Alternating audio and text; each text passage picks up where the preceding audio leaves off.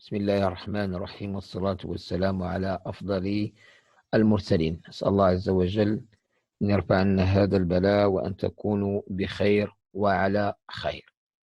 Cours microéconomie, semestre 2, prof Abdelmejid Saïdi, prof Salim Khrifch, Université Moulay Ismail, faculté des sciences juridiques, économiques et sociales, Meknes. Ce cours est adressé donc à la section économique. Tous les groupes du semestre 2, 2019-2020 sont concernés. Il s'agit d'un rappel et d'un résumé, une vidéo dans laquelle on va essayer de simplifier au maximum possible. L'objet de ce semestre, c'est les marchés.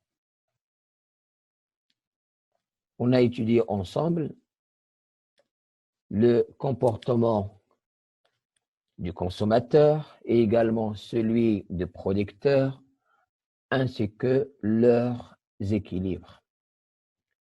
Ce semestre sera consacré donc à leur rencontre sur le marché. L'objectif, c'est d'étudier les différents marchés, leurs caractéristiques et surtout comment une structure d'un marché détermine le prix et l'optimum des agents économiques, producteurs et consommateurs de notre cas.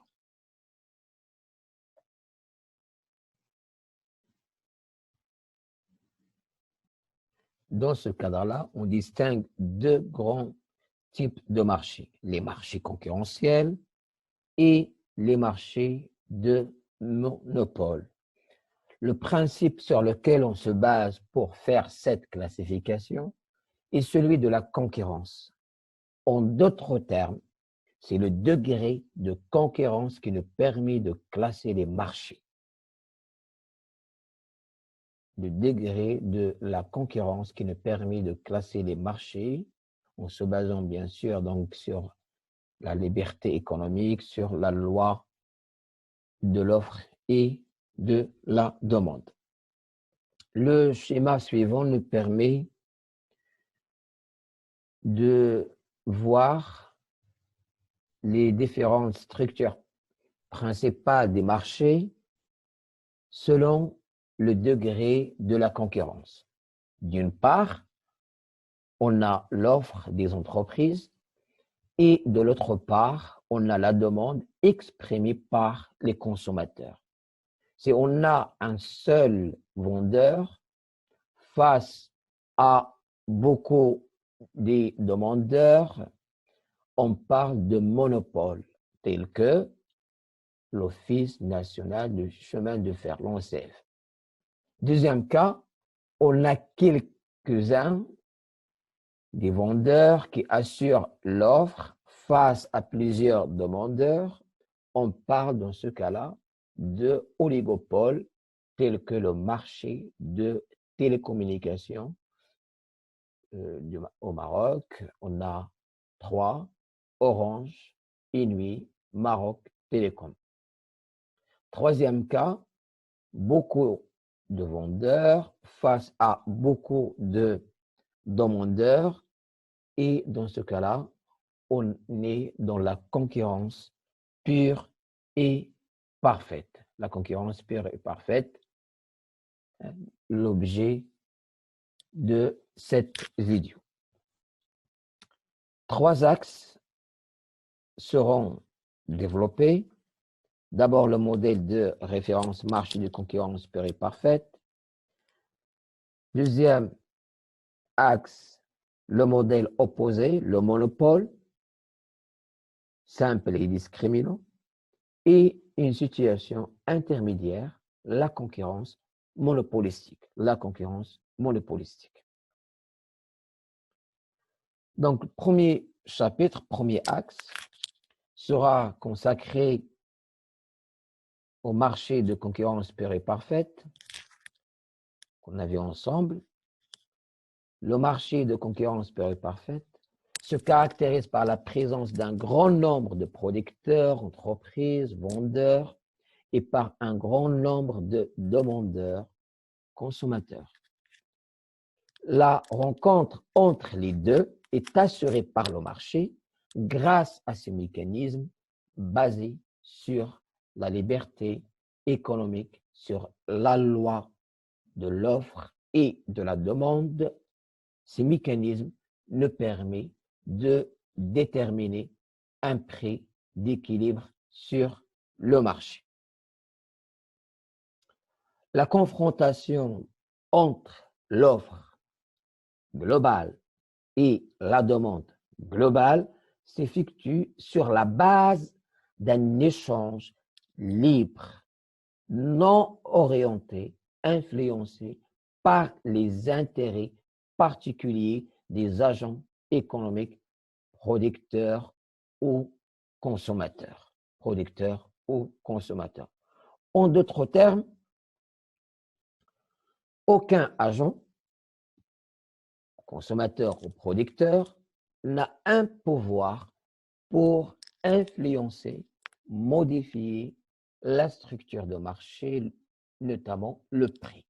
On parle du mécanisme de autorégulation du marché, dans le cadre d'un marché de concurrence pure et parfaite. Alors, quelles sont les principales caractéristiques de la concurrence pure et parfaite? D'abord, les offres et les demandes individuelles sont regroupées et par la suite confrontées d'une manière globale. D'une manière globale. On va faire la somme des offres et la somme des demandes individuelles et par la suite, on va les confronter sur le marché. Alors, à partir de cette confrontation, un prix sera déterminé. Il sera affiché par ce qu'on appelle un commissaire-priseur, un concept emprunté à la vente publique aux enchères, مزاد العلني. الشخص الذي يعلن عن الثمن أو المزايدة. Dans notre cas-là, c'est une personne généralement invisible qui affiche le prix unique de chaque bien et ce prix-là est imposé à tous les agents, consommateurs et producteurs. Selon le prix affiché, les consommateurs et les entreprises effectuent leur choix basé sur le principe de maximisation, bien sûr, l'utilité pour le consommateur ou le profit pour le producteur, en fonction, bien sûr, de leurs contraintes budgétaires. Et les consommateurs et les producteurs établissent en quelque sorte leur stratégie. Leurs plans qui ont été vendus ou achetés en se basant sur le seul signal envoyé par les prix affichés. Le seul signal envoyé par les prix affichés. Ces principes, on peut les résumer sous forme des hypothèses. 5 hypothèses sur lesquelles les néoclassiques se basent pour élaborer, fonder leur modèle. Donc, je vous rappelle qu'il s'agit des hypothèses faradiyat, et on a besoin de ces hypothèses pour construire ce modèle-là. C'est un modèle de référence pour juger tel ou tel marché, pour caractériser tel ou tel marché, pour voir le degré de la concurrence ou de monopole. Première hypothèse, l'atomicité de l'offre et de la demande. L'atomicité de l'offre et de la demande.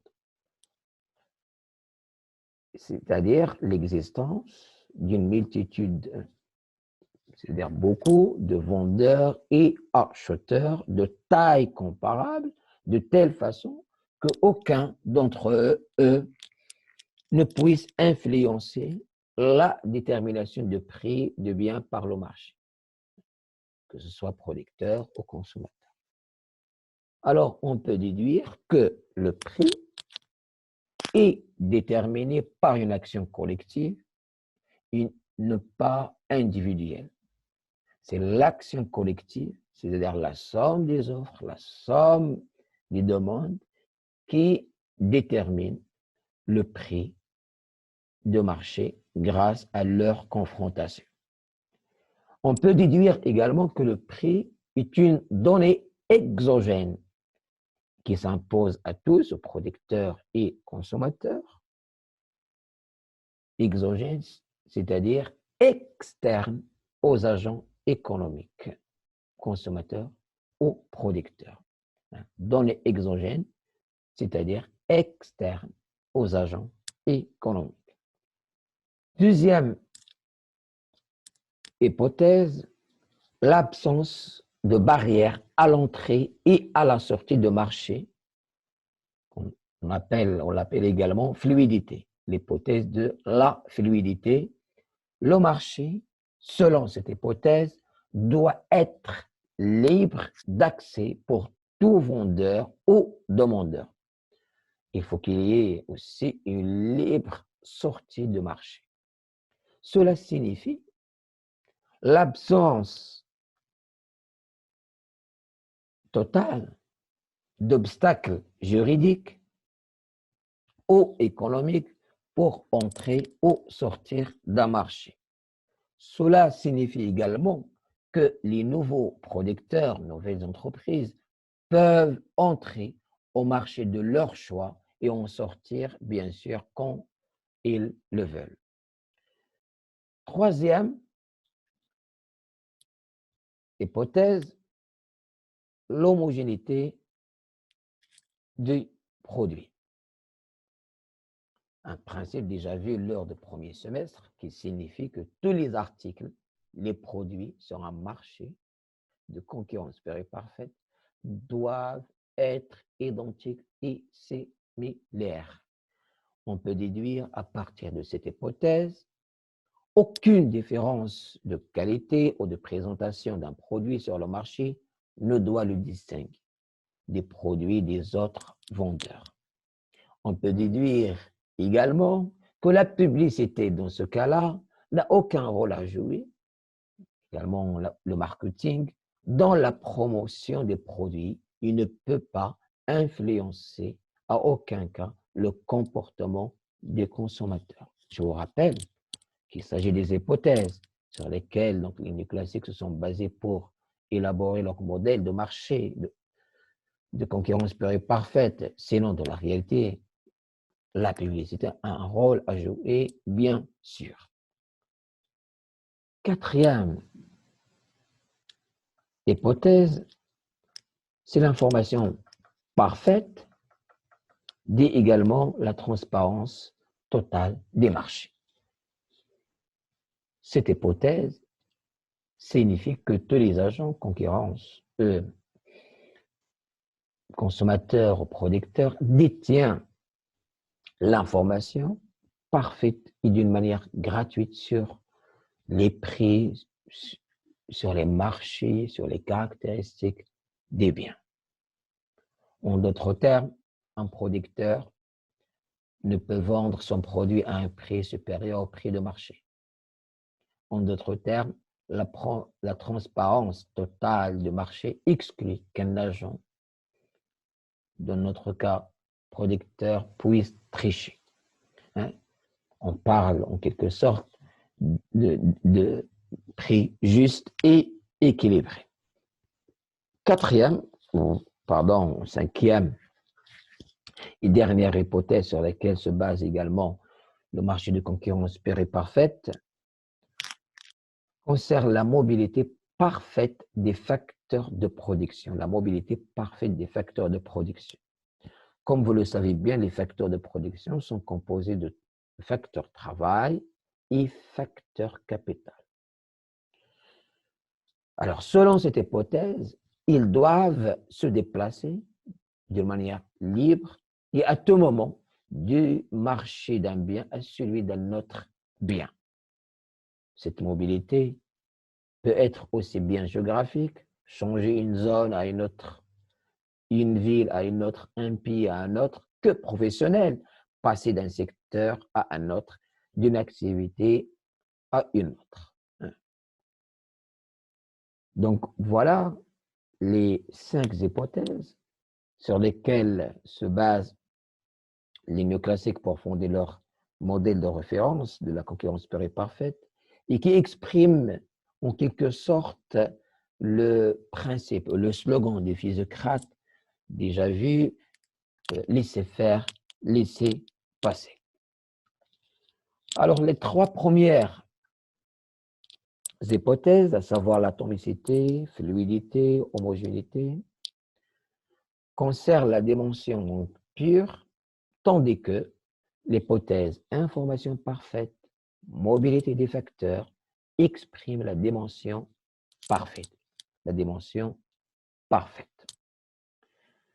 Alors, quelles sont les implications de ces hypothèses? D'abord, l'offre et la demande globale constituent les mécanismes qui déterminent l'équilibre de marché. L'offre globale et la demande globale, action collective, pas individuelle, constituent les mécanismes qui nous permettent de déterminer l'équilibre de marché. Un seul agent dans ce cas-là, consommateur-producteur, ne peut pas changer le prix sur un marché. Deuxième implication, donc, et je dois avancer quelques concepts, quelques notions que vous connaissez très bien. La recette totale, qui est tout simplement le chiffre d'affaires réalisé par une entreprise. La recette totale est égale à la quantité vendue fois le prix. La recette totale est égale à la quantité fois P. Tandis que, donc, deuxième concept, deuxième égalité, la recette moyenne, c'est le rapport entre la recette totale et la quantité. Ce rapport-là, donc, on peut remplacer donc, la recette totale par la quantité fois le prix, divisé par la quantité. On peut simplifier par la quantité. Et il va nous rester donc le prix. Donc, la recette moyenne est égale le prix. La recette moyenne est égale le prix. Donc, deuxième égalité. Donc, la première, la recette totale est égale la quantité fois le prix. Deuxième égalité, la recette moyenne est égale le prix. À l'instar de l'utilité marginale, comarginale, on a également la recette marginale. Donc, la recette marginale, c'est la recette réalisée par la dernière unité vendue par l'entreprise. Alors, en situation de concurrence pure et parfaite, le poids négligeable de chaque producteur, de chaque vendeur, rend insensible le prix de marché à leur niveau de production. Dans ce cas-là, la recette marginale de chaque entreprise est égale au prix de marché qui s'impose à elle. Donc, la recette marginale est égale le prix. On peut donc le démontrer de cette manière, mais on peut démontrer par la suite grâce à la maximisation de profit. Étant donné donc la recette moyenne est égale au prix également, donc la recette marginale est égale à la recette moyenne. La recette marginale est égale à la recette moyenne. Donc, 3 égalités. 1, la recette totale, c'est la quantité fois le prix. Recette moyenne, elle est égale au prix. Recette marginale est égale le prix également. Troisième et dernière implication concerne l'uniformité des coûts de production. Des coûts de production. L'hypothèse de l'atomicité signifie que les entreprises ont les mêmes coûts, même structure. Cela signifie qu'une entreprise peut représenter l'ensemble des entreprises d'une branche ou d'un marché. Mais dans le cas où on a des coûts différents, chaque entreprise, certains marchés, donc, ont des coûts différents, on retient le coût de l'entreprise marginale. On retient le coût de l'entreprise marginale, c'est-à-dire la moins rentable sur un marché donné. La moins rentable sur un marché donné. Donc, soit ils ont les mêmes coûts de production, donc même fonction. Dans ce cas-là, on va prendre une seule entreprise pour représenter donc l'ensemble des entreprises qui composent et que forment une branche ou un marché. Deuxième cas, quand il s'agit des coûts différents, on va retenir le coût de l'entreprise marginale, c'est-à-dire la moins rentable sur un marché. Petite remarque, au marché de concurrence pure et parfaite, étant donné que le prix est imposé, on dit que l'entreprise est price taker. Price, le prix en anglais. Taker, c'est d'ailleurs preneur de prix, il n'a pas le choix. C'est pourquoi tout à l'heure, on a parlé de le prix est une donnée exogène, externe à l'entreprise. Donc, on parle de price taker. La prochaine vidéo, Inch'Allah, sera consacrée à l'équilibre en courte période de marché et en longue période également. Bihawlillah. Merci de m'avoir écouté. À la prochaine vidéo. Bihawlillah.